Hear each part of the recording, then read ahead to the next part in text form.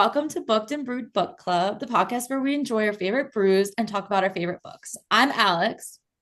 I'm Melina, and we're so glad you want to talk about books with us. Thanks for being here, and we hope you enjoy this ACOTAR themed book talk.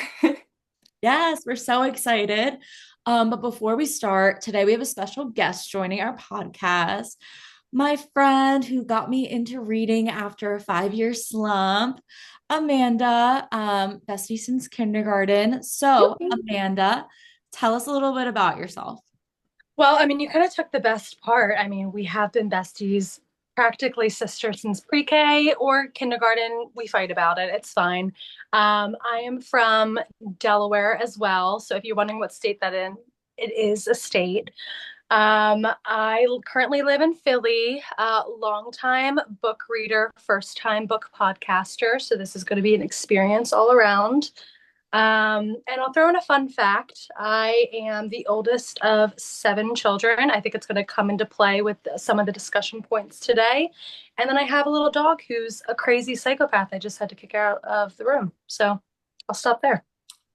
I love that. We all have our crazy dogs, that's for sure. Yeah. But they make the best reading buddies sometimes. I would say True. 50-50, you know? Mhm. She's a great, was it prop for my books until she moves. And what are you going to do? Exactly. So, I want to know what your what your favorite book is Okay. and what's the series that got you into reading. And I know you've kind of been in reading for a while, so take Mhm. that question with what you will. I will. Okay. So, I mean, there are so many great book series that have just continued my love of reading. I think appropriate today, ACOTAR and Throne of Glass are certainly up there with top tier. So recently, those are the ones that have just kind of reflourished my love of reading coming out of college, which was some years ago. I certainly won't name names. But the series that actually got me into reading was throwback all the way to kindergarten, first grade.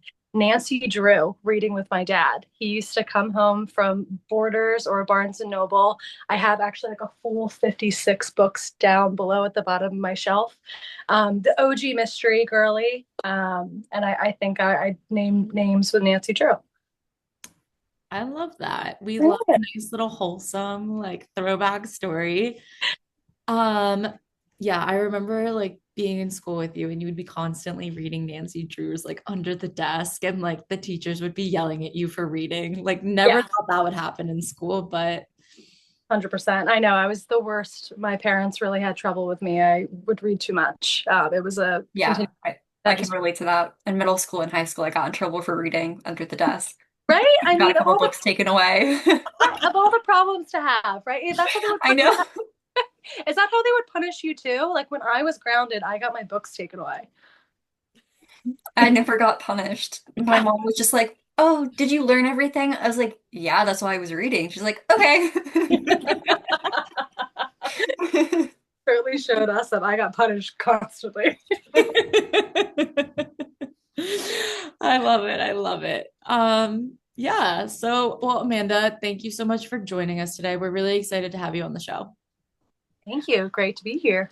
We're super excited to talk about A Court of Thorns and Roses or ACOTAR. But before we do, what is everyone's book and brew?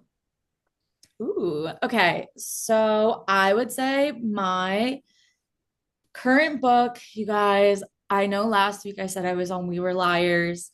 Life got crazy. Still am on that book.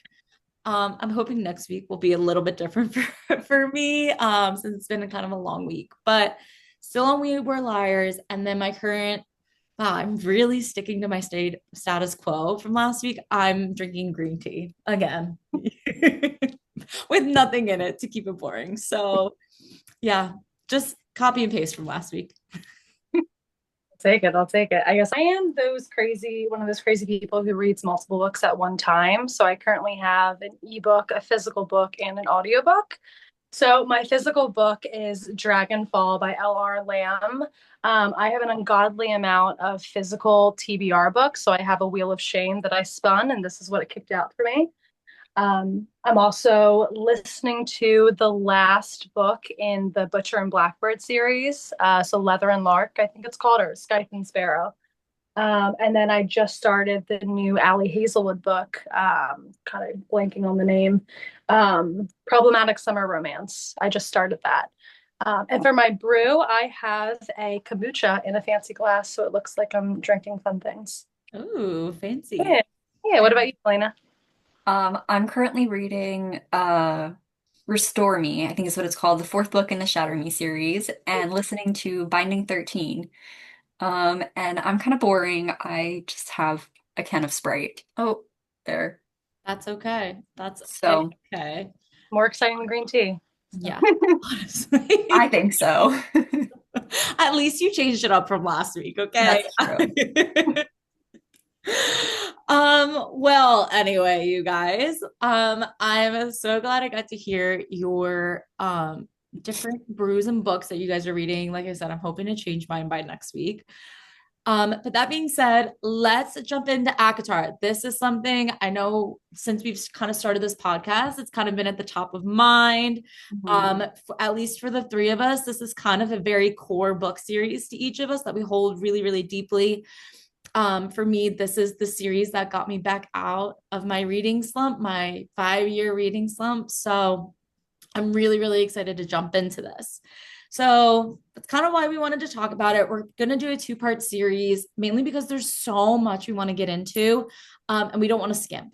So the first series, this first part, which is going to be today's episode, we're going to go through the first three books, which is typically what was supposed to be just her trilogy.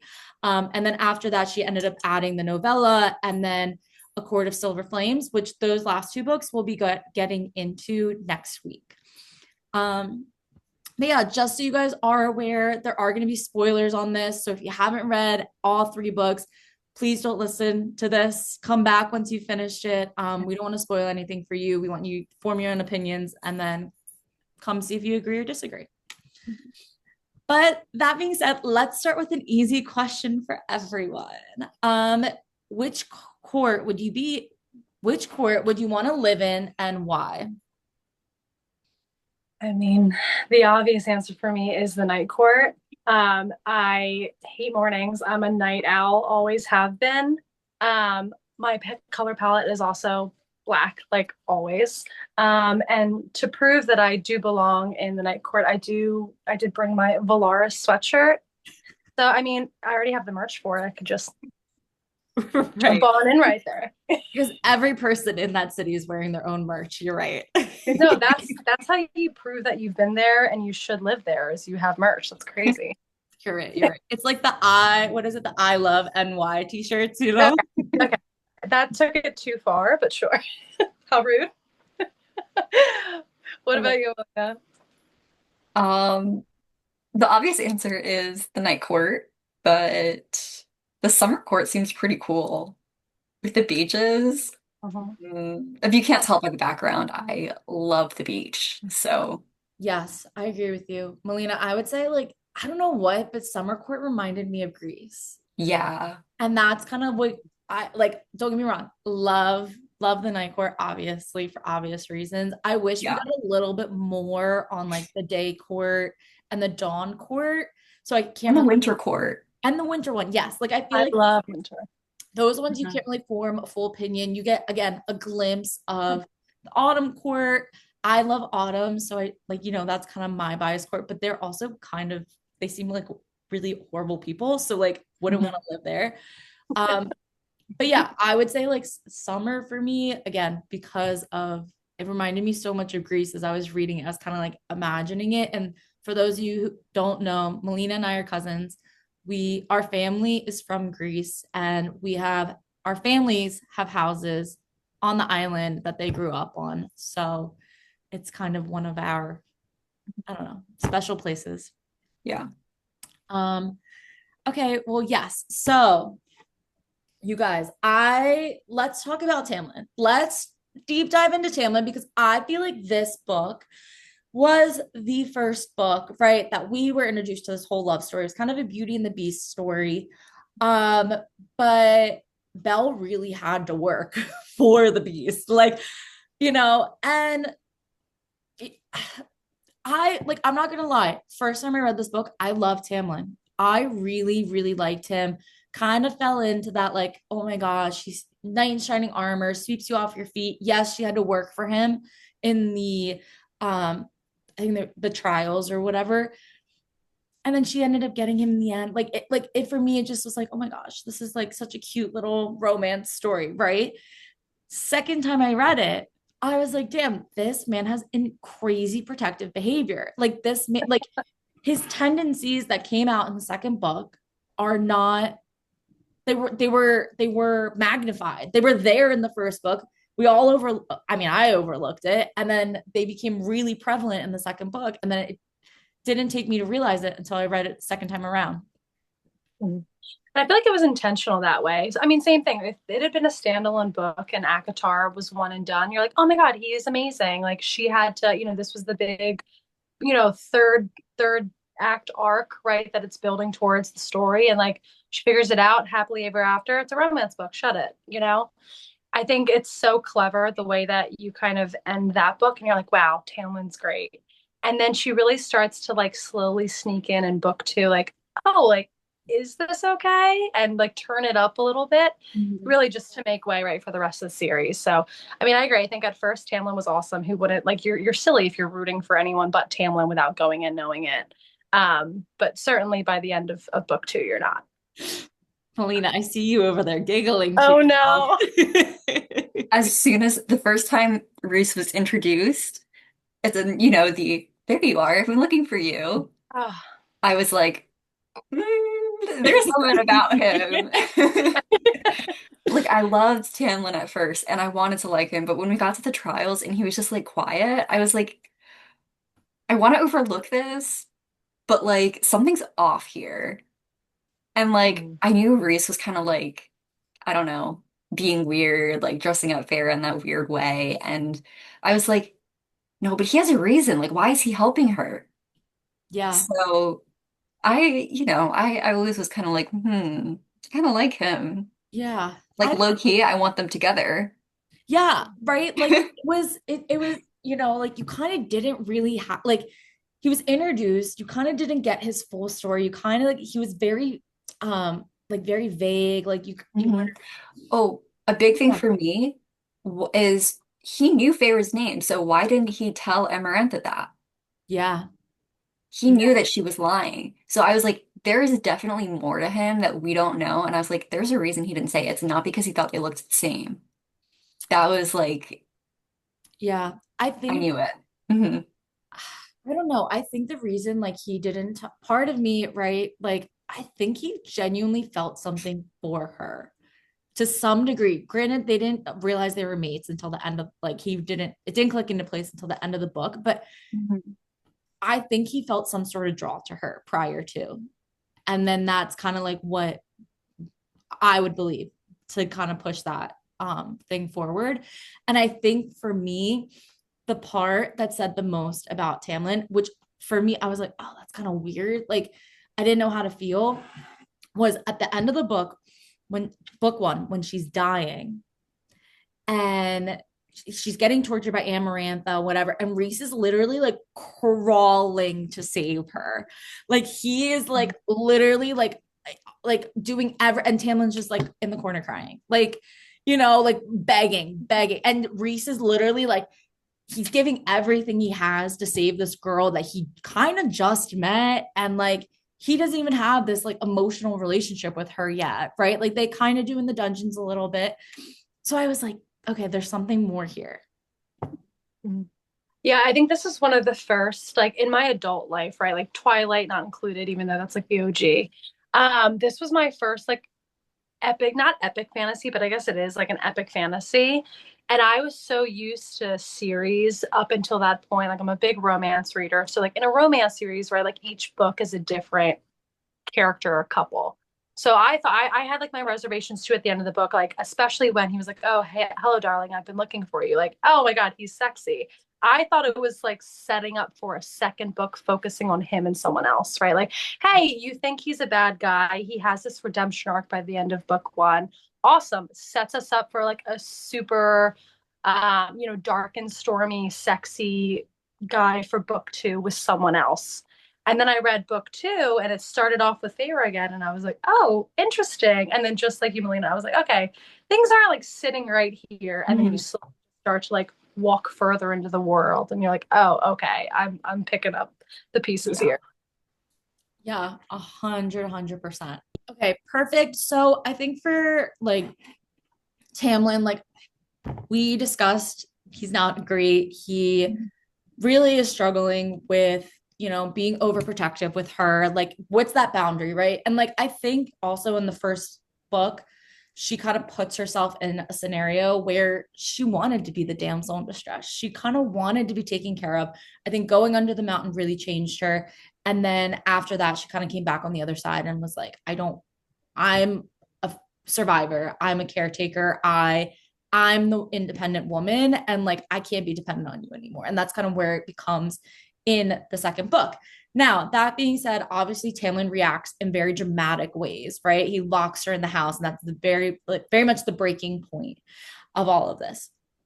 So, that being said, do you guys think that Tamlin is a product of his trauma or he is just controlling? I have a lot to say on that. Definitely a product of the trauma. Okay. Um, Especially because you can see that, I mean, I haven't read ACOTAR, like reread it again in a while, but if you can see his red flags in the beginning as kind of protective, but not so much, then it's not just who he is because he would have done that in the first book. It's because of the trauma he has surrounding the circumstances that he literally watched what he thought was the love of his life die in front of him, and there was nothing he could do about it. Yeah. So obviously that's going to be traumatic to anyone. And like anyone that has trauma processes it differently. And we shouldn't necessarily fault him for that. Like, yes, it was wrong what he did. But if you think about it from like the perspective of like, what if someone you knew had gone through that and was coping and just didn't know how to process it? I mean, there are so many people that go through trauma and take it out on the people around them. Not that it's a good thing, but that's just how they cope because they don't necessarily have a way to process and just get through that. Um, so it's, you know, I feel like it's people don't really understand or give him the credit that he deserves. Okay, I definitely don't think it was well, like ill-intentioned, right? Like he wasn't going out to hurt her. He thought it as like protective, right? And that was his way of trying to like make the situation right. I mean, correct me if I'm wrong too, because it's been a bit. Wasn't his dad like super controlling and like mean and rude too? Yes, and his dad, I think, is a interesting point. His dad was friends with Amarantha and was a part of that whole thing, and then really hated the humans. So, I mean, that's kind of just an indicator of how much like anger and resentment his dad held, and how and I think his brothers were like that too, like to the point that he didn't even want to be High Lord. He just wanted to be just like, Just go about his business. yeah, Yeah, I definitely think that he is a product of his upbringing too, like this nature versus nurture, right? And I think it just proves that he's a complex character. And I do think what happened under the mountain was such a trigger that like he overcompensated. I think at some point, hopefully, we get this like later on in the series for books she hasn't published. I feel a redemption arc coming. I think you can see like bits and bobs of it in some of the later books where he has a hard choice and he does the right thing. I just think he's probably one of the most interesting characters in the series because he's one of the most complex. So I definitely don't think his trauma helped, and I certainly shaped who he was and how he reacted to it. But hope there's a learning story in there for him later on that we see. yeah, 100%. And I think it's interesting too, like with Tamlin, like think about it from this way, right? Like we're reading the whole series from Farrah's point of view. First Mhm. time I read it, I was like, screw this guy. Like I was like up in arms, right? Because that's what you felt from her. Like she Right. felt her, like how scared she was, how like he kind of abandoned her emotionally, like all these different things to the point where she in my opinion, now looking back, I thought it was really petty of her to go back after the second book, right? Fake that she was being a spy and then completely crumble his whole court Right. just to kind of spite him. I think that was incredibly petty. But again, we're getting it from her point of view where she felt so like all these different emotions, felt all these things that she in her head, she felt justified doing those things. But from Tamlin's point of view, we don't really know, we're Right. just getting one side of it. Right. That comes up with an important point that Bear's an unreliable narrator. It's a great point. I was going to say, like, is she there? There's an argument to me. She's also not the best character. Like, she's not the most likable, right? Like, there are elements to her where you're like, okay, but you're right. You only get that one side of it, and it's so fueled by her trauma and her background, right? But also just the lack of knowledge and context going into that world. Like, everything's new to her. She doesn't understand the court politics, right? So she's seeing it as this crazy this crazy thing, right? Or his actions. And again, maybe in his own way he was protecting her, and you don't understand or you don't see, right, as a reader, that thought process behind the scenes. Yeah, 100%. So I guess with that too, like I think like let's get into Farah, right? Like we kind of talked about Tamlin. Let's really deep dive into Farah and like who she is as a character. And like, I mean, she goes from being living in the slums, taking care of her family, like being the sole provider, starting at 8 years old for her family until she was 19, Mm. right? And then she's whisked away into this whole world where now she is emotionally connected to a High Lord, meets another High Lord, ends up being mated to him, and then eventually becomes High Lady. Mm. I want to know, like, what do you guys think of that? Like, what do you think about her kind of going from rags to riches? Like, yes, it's over the course of 3 books, but I don't think she's deserving of High Lady. I'm sorry, but like, she's kind of thrown into it and it's like, these are my people. And it's like, you've known them for like 6 months. Even after the mountain, she doesn't deserve it. I don't, she didn't do it for the people. She did it for Tamlin. Right. Mhm. But sometimes that happens. Like, if you, right, I feel like this whole court system too is based off of history, right? Like, it's so much is borrowed from like the Regency period. And like, you're going, like, think of if you were like a queen way back when, you're going married off to someone who you may or may not love, but those are your people now. You're never going to see yours again, or so she thinks, right? So why not adopt and kind of, I'm certain, certainly it's a survival mechanism, but Mhm. there's a empathetic element to it as well, where, hey, you see people suffering, right? Or something's happening. Like, yeah, you take up arms. These are my people now. Yeah. I mean, what do you think, Melina? Mm,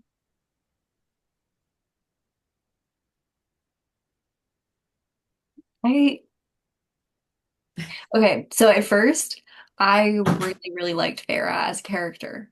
Um, but reading it again and after reading a few more fantasy books and like getting more female characters, I'm like, she's a good character, but like, is she really amazing? Like I don't think so. Right. I think here's my opinion on this. I understand her wanting to make like, people of Valaris her people, right? People of the Mhm. Night Court her people. I know she went through some traumas to do it, but at the same time, like, put it in perspective. She probably, at most, a year, right? At most, it was a year of her. This was her life. Faye lived for like 500 years, right? So this is like a blimp for that, like a blip for them. But to make Farah High Lady and expect to understand all the political structures, all of the history, understand how to properly rule, by me reading that she's High Lady, if something were to happen to Rhys, she would have to be the one to rule the people and know exactly how to do what's best for them. And in my opinion, I just don't think that yes, she's very self-sacrificing. I don't disagree with that. I think that kind of goes to show throughout, the first part of the novel or the series. I just think that like I think it was so rushed to make her High Lady, in my opinion. And again, it shows because right after she was High Lady, she went undercover, went to the Spring Court, and out of spite for Tamlin, crumbled the whole Spring Court. Like, how is a High Lady going to do that to another Spring Court when, or like another court when they are literally at war with a whole other group of people? And like, her concern is the people, the people, the people, right? Well, what about the people of the Spring Court? I think, they were, I don't know. I thought that was a really immature act. But again, she's 20 years old with Fae that have been there for 500 years. But again, I don't think she earned the title of High Lady. I think it's one of those things where she like grows into it, right? Like I forgot she was that young. And so like to your point, Melina, when I read other fantasy series, right, that are like in their 20s and like there's this maturity that comes with it. I think we're seeing in the series her grow into herself and I think thereby growing into the role. But yeah, I think as a character with the information we have, was she perfect for High Lady when it was given to her? No, but I feel like it maybe gives her a title to live up to. And it's like, hey, I'm in charge of these people now. Like they weren't my people before, but they are now. This is a big deal. I'm gonna try my hardest, right, to be deserving of it. So maybe it's that type of like attainment that S.J. Maas was trying to work toward. Yeah. I mean, I honestly didn't see what the big deal was about High Lady. I agree. It was kind of just like, okay, it was like my wife, right? It was just like, Yeah. yeah. Yeah. well, I was like, I think oh, I think the okay. big thing with making her High Lady was that she was the first. There were no other High Ladies. They were all ladies of the Right. court, but to make her High Lady, she was the first woman to be equal to the High Lord that she was married to. Like she was, and she's considered an equal. Like I remember I can't remember her name, but the lady of the Winter Court, she like looks to her husband and is like, why don't you make me High Lady? Right. I feel like it's a referendum on the high lords of the realm, right? Like, why hasn't there been a high lady? Like that's not Feyre's fault. That's y'all's fault.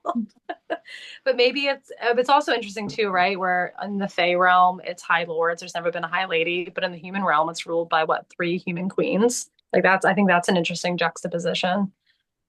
Yeah. Definitely. Um, do you guys think, okay, so with Farah and Reese, like I love Reese. I love Farah and Reese. I just feel like, in my opinion, like after she finds out they're mates, like it's all la-di-da. Like life is great, things are great. Like, I mean, granted, we'll talk about more like Reese's actions to her pregnancy in a court of silver flames, but for next week's episode. But I don't know. I just feel like it like starts to get too perfect, in my opinion. Like they're like for there to be such turmoil between like her and Tamlin and all these things, like they were perfect too. And then they had turmoil and whatever. Instead of working through it, she got whisked away by another man. And yeah, they had their issues. She kind of worked through it and then found out they were mates. She was pissed off. They made up. And then there wasn't really any issues after that. Right? Like, I felt like that was a little weird. Yeah, it makes me question like what she has planned for the rest of the series, right? Like I think what is it? Starlight, right? Mist and Starlight. It was essentially a novella, right? Like it was a full-length book novella. And we won't even get into it, but like Throne of Glass, right, is like a masterful epic series and there's more books than ACOTAR and you go through these bits and bobs and you're like, okay, like maybe this is it then. I mean, I certainly hope she has something planned for books five, was 6 and 7, right? I'm sure she does. But it almost seems like, to your point, the first three books were almost like a Brandon Sanderson Mistborn. Like it was a trilogy, almost a standalone, but part of a larger universe.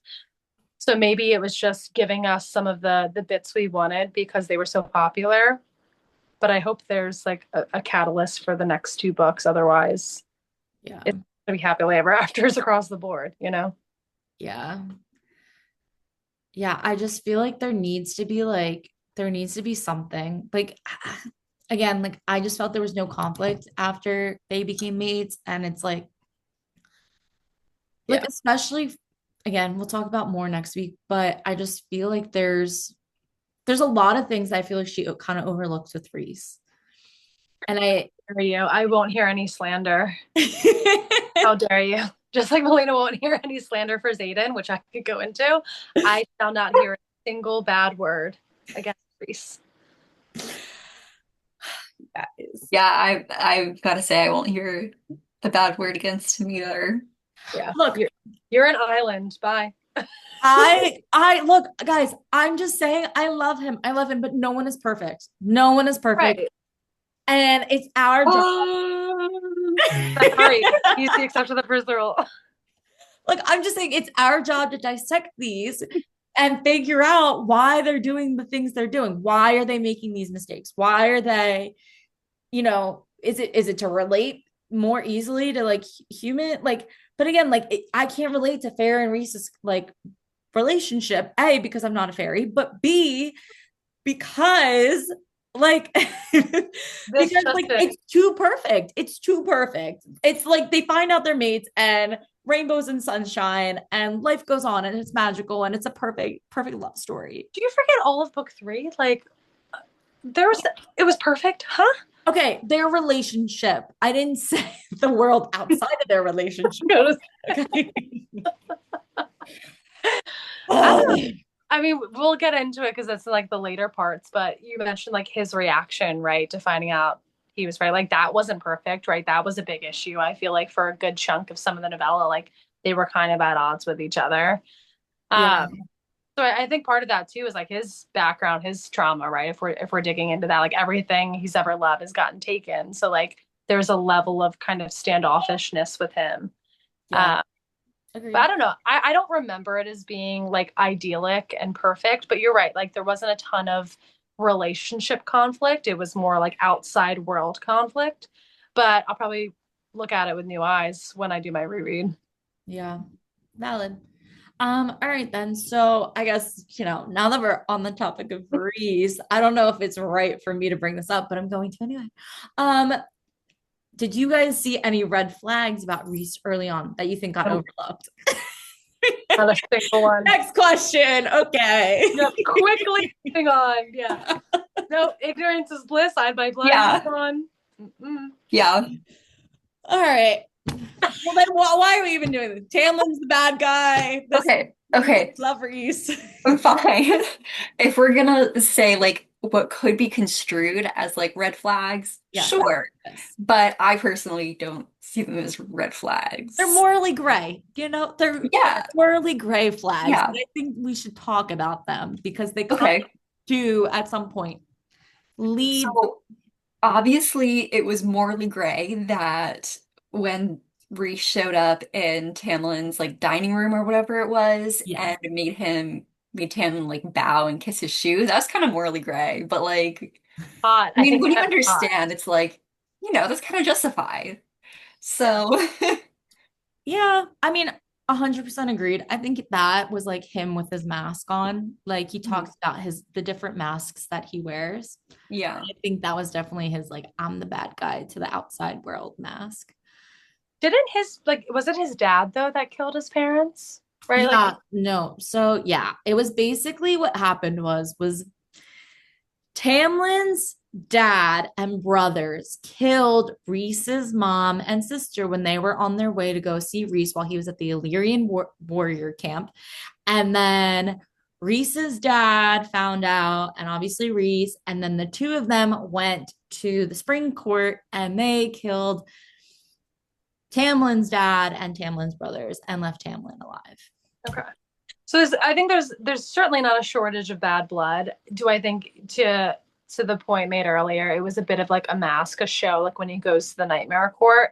Sure, I think there's a bit of vindictive pettiness though, where he's like, "Oh, I know you didn't play a part. I left you alive, but you're not innocent here, and you come from like bad stock, right? And the spring court has been known to cause problems. Yeah. So I'm not gonna think too hard on it when I make you kiss my feet." Yeah, I have more for that. Well, like the whole bad blood. I mean, like, if you look at more of things that could be red flags, he left a head in the spring court. Hot. Yeah. Go on. All right, you guys had a really twisted sense of love. So, lucky Listen, boyfriends you guys have. So listen. I mean, he's over there killing people in Fortnite. I feel we're a perfect match. So, all right. Well, I mean, yeah, I feel like, look, I think they all have their flaws. I think Reese did have some morally gray red flag, morally gray flags. I think using Farah as a pawn under the mountain, but again, I think it was her saving grace in a way. yeah. Um, I think him not always telling her the truth too. I think, and he's always said, I'll never lie to you. Well, he admits the truth a lot to her. And I think morally gray, but he does it out of protection for her. Whereas, but do you think, now this is just me thinking off the top of my head, but do you think that's his own way of protecting her? Is that any different than Tamlin's physical way of trying to protect her? Tamlin tried to physically put her in the house and tried to physically protect her, right? Mhm. Reese's version of protecting her is omitting information and omitting things from her. So which is worse, right? And at Yeah. which point do you forgive one, not the other? Because they're both kind of messed up. Right. I think it just is different. I think it depends on your like love language, and I roll my eyes as I say that, but I think there are issues with both approaches, right? Like some people, girls want to be a princess and be put on a pedestal and physically taken care of, and that's fine if that works for them. For Feyre, like that type of physical protectiveness didn't allow her to have a sense of freedom and go about and do the things she wanted to do. So it felt worse for her, right? It felt more restrictive. Whereas Reese's probably isn't any better, right? Like it could still get her into trouble, but she at least had a sense of freedom and probably more actual freedom, Mhm. than like her just being wrapped in bubble wrap and thrown in the library. Yeah, I get that. I mean, what do you think, Melina? Um, it's a difficult question and it's difficult to unpack. Fair enough. Yeah. So I think it's harder to than just saying like one way or another. I think there's a lot more to it. Yeah. It's certainly layered. I agree. Hmm. Yeah, I think that's like a lot of the things in this book is very layered. Hmm. But I think in my opinion, like, we all agreed like Tamlin should have a redemption arc to some degree, right? Yeah, Like what he does isn't out of like, oh my gosh, like I don't like her. Like it's not, he does it out of love. And Right. like, yes, it's not the proper way of doing it. But again, I still think he needs that redemption. I think he was doing his own way of protecting her, just like Reese thinks he's doing his own way by omitting information from her. oh, I have a question. Yeah. Um, what did you guys think of the whole like Tamlin is his life is like ruined and whatever, and SJM kept revisiting it.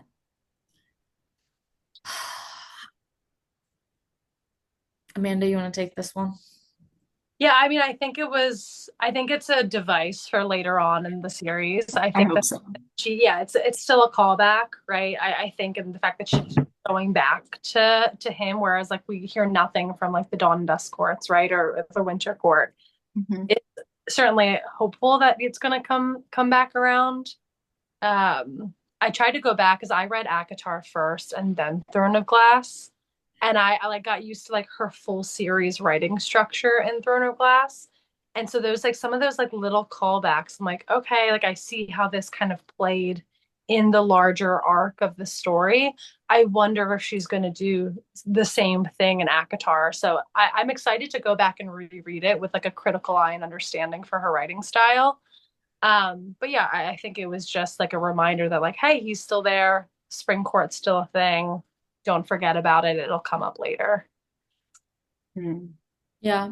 I think you're right. I think it'll come up later. I think it also shows, I don't know how it's gonna come up, right? But I feel like it does show his like this man, his whole life came crashing down around him. Like, and he did everything he thought was right to protect the people he cared about. Yeah. And it all came crashing down around him. And I think for him, is he sitting in his head being like, oh my God, am I like my father? Like, am I this horrible person that Farrah is making me out to be? I have nothing left, right? Like, I mean, how do you go from having everything? You have the girl, you have the lifestyle, you have all these things, then you lose it all. And then how do you recover from something like that, right? Where literally the people of your court leave and you have no one to rule over. Right. Your whole family legacy that you didn't even want in the first place comes crashing down. Yeah. Like, I don't know. Hopefully it's a wake-up call though. Like, because again, it's not coming from a place, like we've said so many times, and I think it's proven it comes from a place like caring, right? He thinks he's doing the right thing, to your point, but like it's not working for other people around him. So like they don't need to change, he does. So like hopefully this will be the catalyst, right? Of like, hey, I'm at rock bottom. There's only one way up. So let's improve. Yeah, for sure. I do wish we'd get more of the other courts though. Like, do you guys feel the same? Like, I think you could do a whole spin-off series of just like a couple in each court, and I would love it. I would Yeah. love that too. Yeah. I think that would be good. It would be, like I said, I really would love to learn more about like the dawn and the day court. Right. Those were really cool. I would love backstory to the Winter Court and when like Yes. Vivienne is building it up. Yeah. That's what I really want. 100%. I was hoping for like a romance between Moore and her as well. Just like more of that story. Mm. I just love them all. Just Yeah. spend piece of everyone. Mhm. Yeah. I think that would be really, really good. But I want to talk about the sisters getting thrown into the cauldron and the aftermath of that. And then honestly, Lucian being like, oh, she's my mate. Like, Melina, I know you have some feelings because you talked about this previously on who Elaine's real mate is. So let's dive into Mhm. this. So let's first start with the sisters getting thrown into the cauldron and turning Fae. Yes. I think that like completely ruined the story. It was too convenient. It was I don't even really understand what the point of it was. I agree. And that's why I keep thinking like it must be a device for like the last two books. Because Yeah. not like spoiler, like what or Nesta, right, kind of sort of loses hers after that. Yeah. Mhm. Yeah, I thought it was kind of anecdotal and it was like for no reason, right? Like I get there's a device like, hey, they're involved in this world now. They can't die in the blink of an eye when everyone's living for 100 years. But it seemed forced. Yeah. Yeah. I agree. But here's the thing. I'm intrigued to see how Elaine's character is connected to the cauldron, right? Because Yeah. it seems like when they were thrown in, the cauldron loved Elaine. Like I forget which book it was, but they alluded to the fact that the cauldron loved Elaine. And then like basically Nesta and her angst, like basically took part of the cauldron with her and like Right. led her into like it kind of drove the plot for Silver Flames.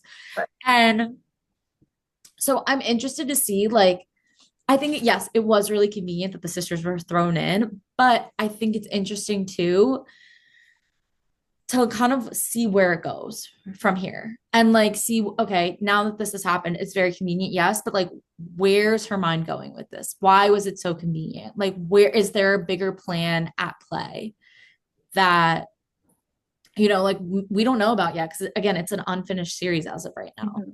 Mhm. Still waiting, but Yep. maybe before I have kids would be good. Impatiently waiting. Right. Yeah. Did you guys like the sisters? Like outside of Feyre, like we talked about No. her kind of complex character. Did you like Nesta and Elaine? Nesta, we can talk about in the Yeah. next one. Elaine, she was okay, but like I feel like she just wasn't treated as a real person. Interesting. So Like from like all the way through, or just like the last one specifically? All the way through. I mean, no one ever expected anything of her. Yeah. I think Elaine, like there's a like a quote in the book, and I don't remember it now. I should have wrote it down, but it was at the very beginning, like the very beginning of ACOTAR, where they talk about like they're living in the cottage and they're kind of giving the backstory on the family. And they talk about like how Elaine, it's not like she's like not fully there, but she's kind of aloof. Like she's kind of like doesn't really know what's going on. I think it makes the comment that like she didn't realize she could help them in Right. poverty. Like I don't think she like I don't know like what type of psychological thing that means, like what we're alluding to on this. But I Yeah. think that's why everyone's extra gentle with her, extra special with her, is we don't really know much about her. Right. Like, I feel like the only reason we know Nesta is yes, she makes such a strong presence. I didn't like her in the first three books. I Mhm. did not like her. I thought she was really selfish, really naive. I like that she kind of had her redemption arc in Silver Flames. We could talk about that next week. But in my opinion, I think Nesta sucked. We don't know enough about Elaine. I can't even form an opinion on her. Like, Mhm. I feel like there's more there that we don't know about, Mhm. especially with the sightseeing sort of stuff that she was Yeah. doing. Yeah. Like the Sierra stuff.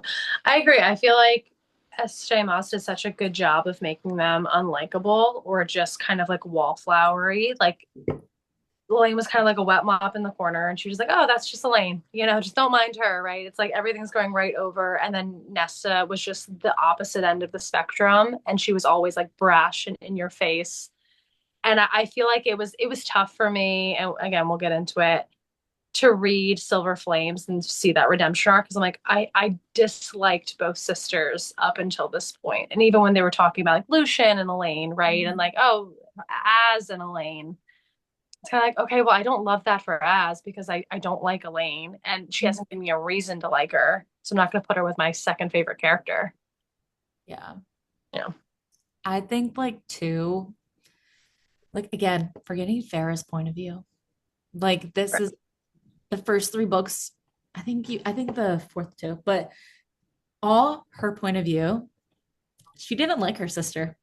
That's, you know, that's Like true. Elaine, she thought as a gentle child that she needed to take care of. So again, like we really don't know these characters except from Farrah's point of view. And like Right. as we've seen, like and we discussed, like she's not a reliable storyteller. Well, to be fair, we also get Nesta's point of view, but Nesta sees her the same way. So, like, why do they both see Elaine that way? Right. Great point. Yeah. It's very, very interesting. Like she's very fragile. It's almost like they don't want to break her. Hmm. It's And giving it's like a villain arc. it's what? Giving a villain arc. What if she's the big bad villain? I know I've been seeing a lot on TikTok that people are saying that there's gonna be a big betrayal in the next Yeah. book in the series.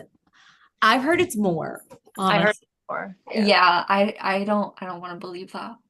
But I think it's too obvious. It Hmm. was. I don't know. I feel like it's really hard. Like, I don't know how SJM like does it. Like, I would not be able to be on any social media, go outside in public. Like, I would lock myself. I And at the can't get right, a Zoom to work. well, Like I can't even get a Zoom to work. Do you think I'm plotting out a 7 book like complex world? No. yeah, it's like it's a lot, but I don't know, you guys.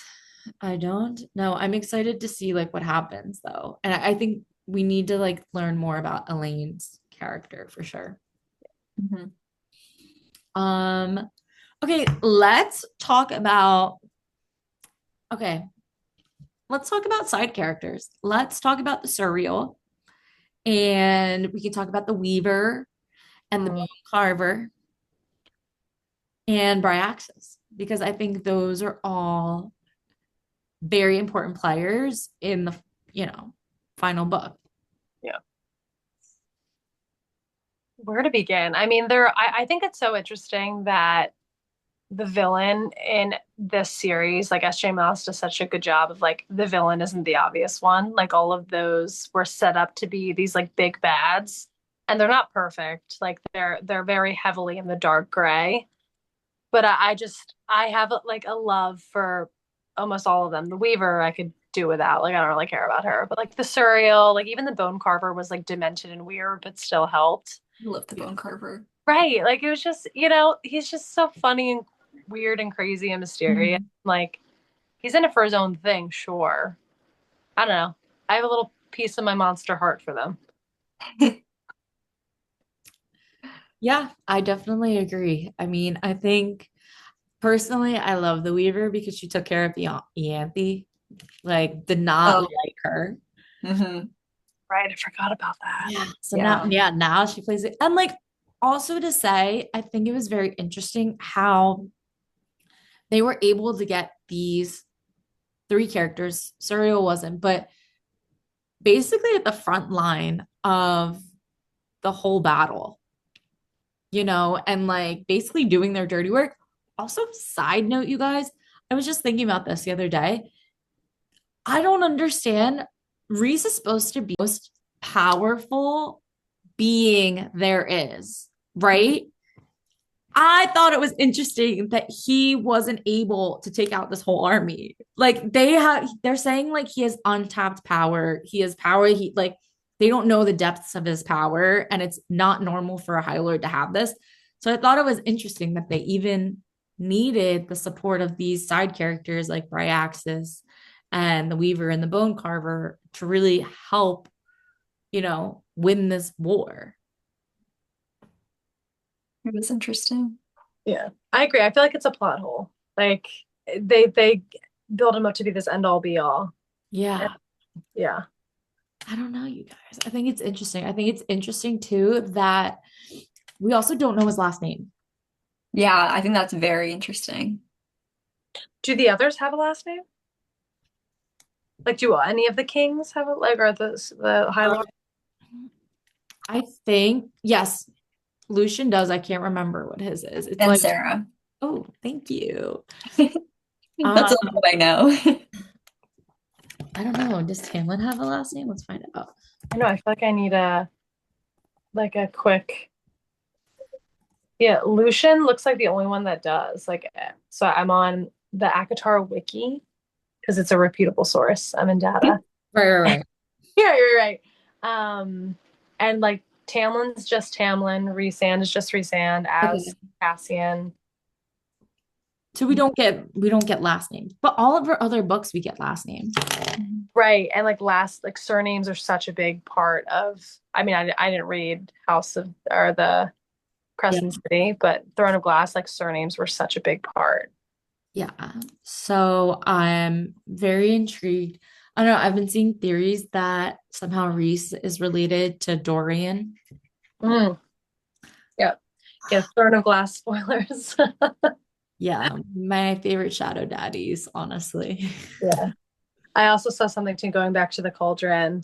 I think Alex, you and I talked about this earlier, but a theory that the three Acheron sisters represent the three Iron Teeth witch clans from Throne of Glass.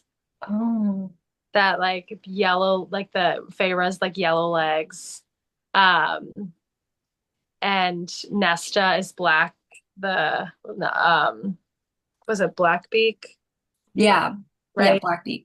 And then Elaine is the blue bloods because she's like kind of religious and like has seer, but all of their powers can kind of be tied back to the Iron Teeth clans. Yeah.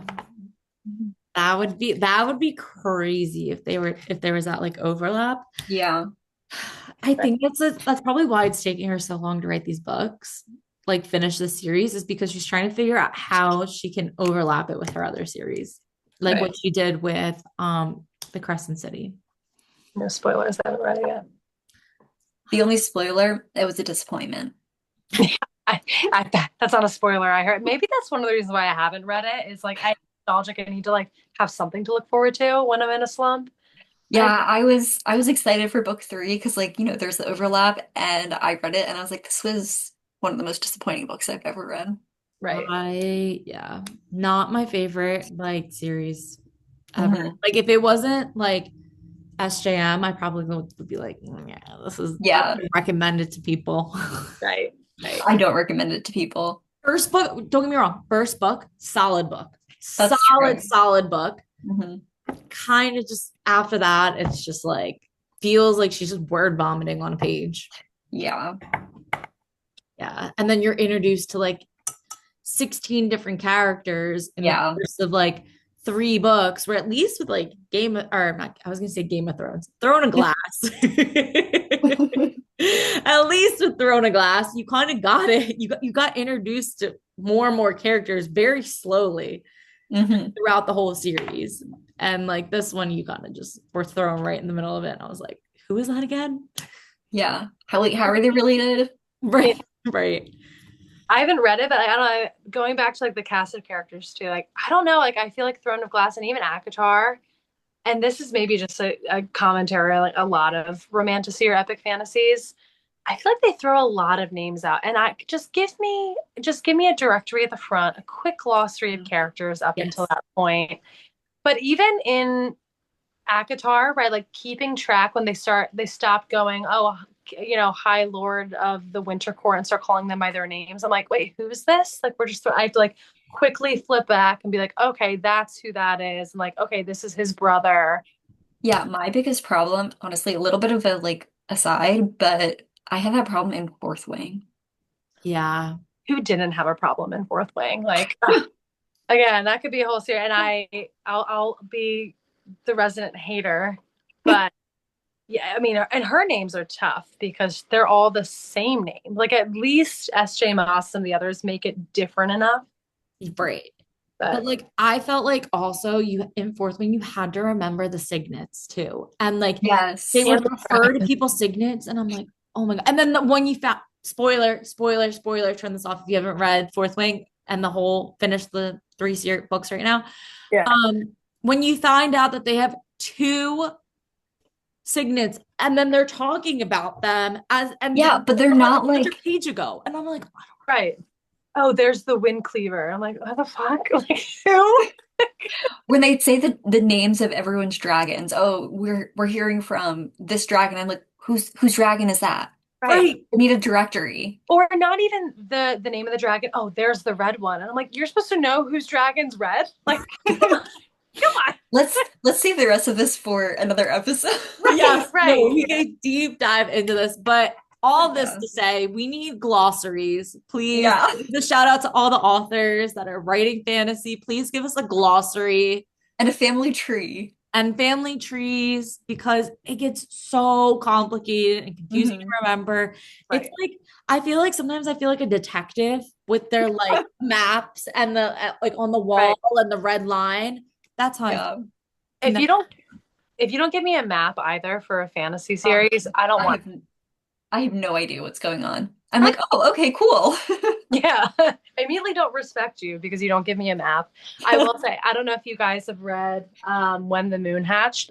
Thick boy. It's a big one. It's a first book in a new like epic romantasy series. You get a glossary, you get like terms, you get characters, you get creatures, and like Love that. flora and fauna. You get a full map. I was like, oh wow, I am set for this. She understood the assignment. Yeah. Thank you.